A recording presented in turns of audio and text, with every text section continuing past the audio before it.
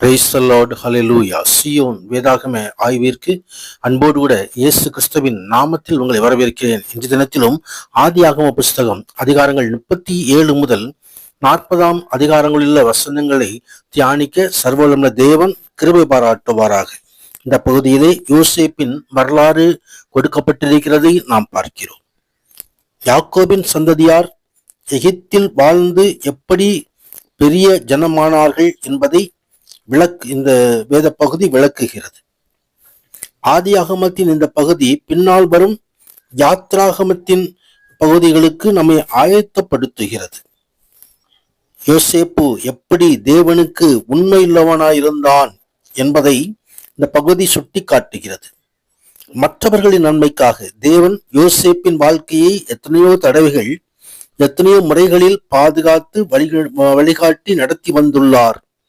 யோசேப்பின் வரலாறு நமக்கு உணர்த்துவது என்னவென்றால், தீமையும் அநீதியும் நிறைந்த உலகில் நீதிமானுக்கு வரும் துன்பங்கள் அநேகமாயிருக்கும்.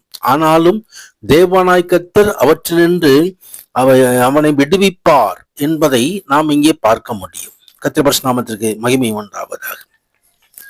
யோசேப்புக்கு யாக்கோபு முதிர் வயதிலே பிறந்தபடியினாலே அவனை அன்பு செய்து பல வர்ணமான அங்கியை ராஜ குடும்பத்தில் உள்ள பிள்ளைகளுக்கு அதை அந்த காலத்திலே செய்விப்பார். பல வர்ணமான அங்கியை செய்து கொடுத்தார்.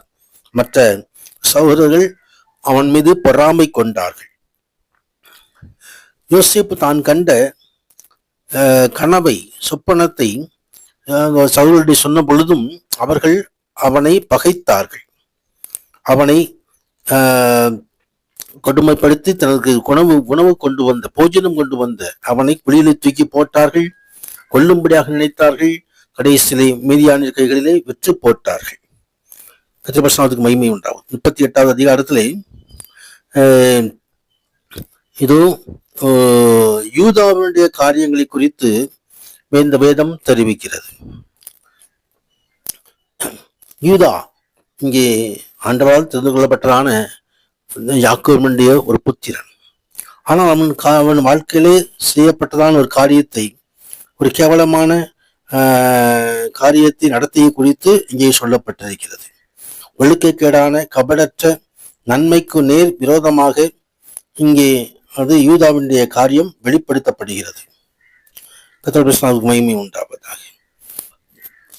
யோசேப்பு அங்கே கொடுமையான சூழ்நிலையிலே கொண்டு செல்லப்பட்ட போதும் இந்த யூதாவினுடைய காரியங்கள் தேவனுக்கு அருவருப்பாய் இப்படியே இருந்ததை நாம் பார்க்கிறோம்.